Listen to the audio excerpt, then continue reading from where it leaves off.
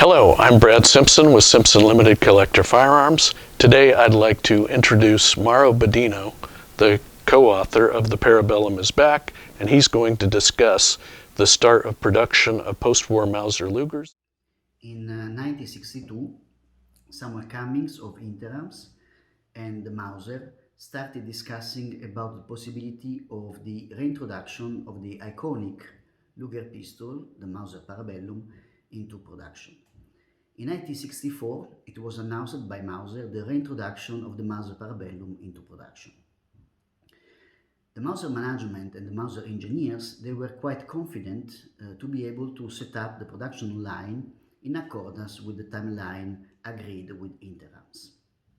They based this idea about a study that was provided by August Weiss a few years before. In fact, August Weiss, that was the former Mauser responsible for the Parabellum production from the 1930 until 1946, when the last Mauser Parabellum were produced under French control, August Weiss received a task from the Mauser management to verify the status of the Mauser archive. August Weiss produced a report, and in this report it was stated that almost the entire material was still available, including the drawings and the blueprints of the Parabellum pistol. The new Mauser engineers start analyzing this material and realized quite soon that it was not possible to use these drawings and blueprints with the new Mauser standard. At this point, the Mauser management was in trouble because it was necessary to fulfill the timeline of the contract. And based upon this, they decided to take a shortcut and see if it was possible to acquire the drawings, the blueprints, and the entire production line from Switzerland. In fact, the Waffenfabrik in Bern was used to produce the Luger Model 29. The Mauser management contacted the Swiss company, and they agreed to acquire this, the entire material, drawing, blueprints, gauges, tools, and in addition also a few remaining pistols in Berna, for the equivalent of $120,000 of the period.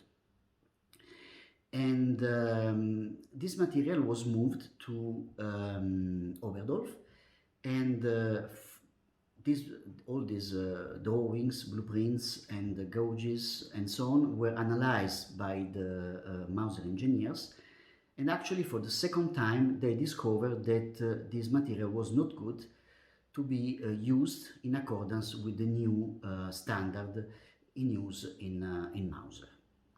Based upon this, they decided to design from scratch the pistol and to set up a new production line. It is interesting to notice that when in 1969 Interarms required a few pistols in order to display, to show them in USA, Mauser was not yet ready.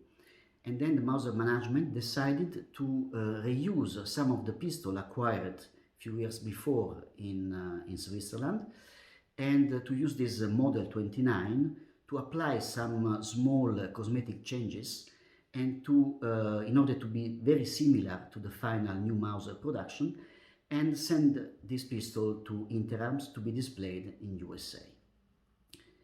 At the end of this, it was quite a miracle that the production started in 1970, and Mauser was able to keep the price in the range that was agreed with Interarms, and the cost in 1972 was of $290. Thank you, Mauro Baudino, for explaining that further. If you have any more questions about Lugers, shoot me an email at brad@simpsonltd.com. Thank you.